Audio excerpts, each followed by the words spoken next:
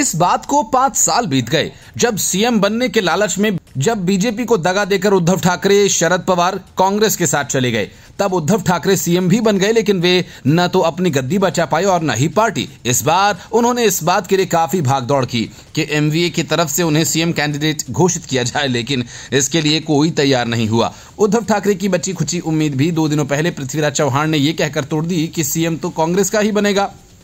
अगर चुनावों में एमवीए की जीत हुई तो बीच चुनाव में कांग्रेस के इस बयान से उद्धव ठाकरे की पार्टी में खलबली मच गई और अब उद्धव ठाकरे ने 5 सालों में पहली बार बीजेपी को बातचीत करने का खुला ऑफर दे दिया।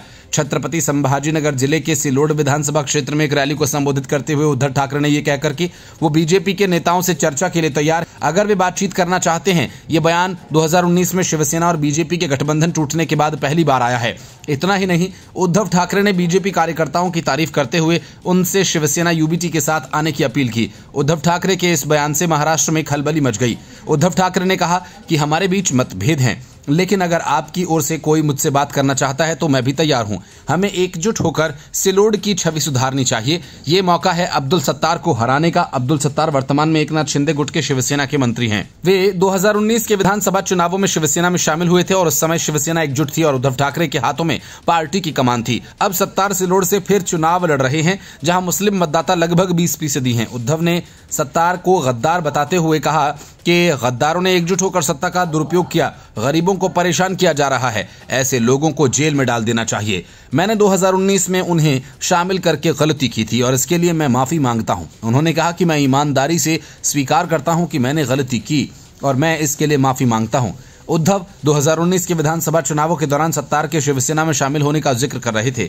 उद्धव ने आरोप लगाए कि उस समय उन्होंने मुझसे कहा था कि वो मेरे सपने को साकार करने में मेरी मदद करेंगे, मेरे सपने को भूल जाइए। सत्तार की आलोचना करते हुए उद्धव ने कहा कि सभी गद्दार एक साथ आ गए हैं और मंत्री पद मिलने के बावजूद उनकी भूख शांत नहीं हुई है। वे अभी भी लालची बने हुए हैं। वे सभी सत्ता का दुरुपयोग कर रहे हैं और गरीबों को परेशान, उन्हें सलाखों के पीछे डाल देना चाहिए। यही मैं सिलोड वासियों से कहना चाहता हूं। बीजेपी कार्यकर्ताओं की सराहना करते हुए उद्धव ठाकरे ने कहा कि सिलोड में डर का माहौल है। मैं बीजेपी और उसके कार्यकर्ताओं से अपील करता हूं कि इस अवसर को न चूकें।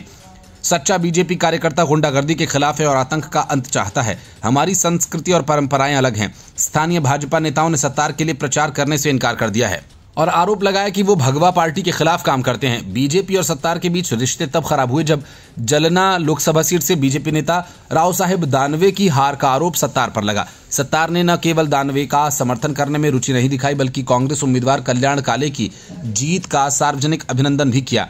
अब दानवे के करीबी सुरेश बांकर शिवसेना यूबीटी के टिकट पर सत्तार के खिलाफ मैदान में हैं।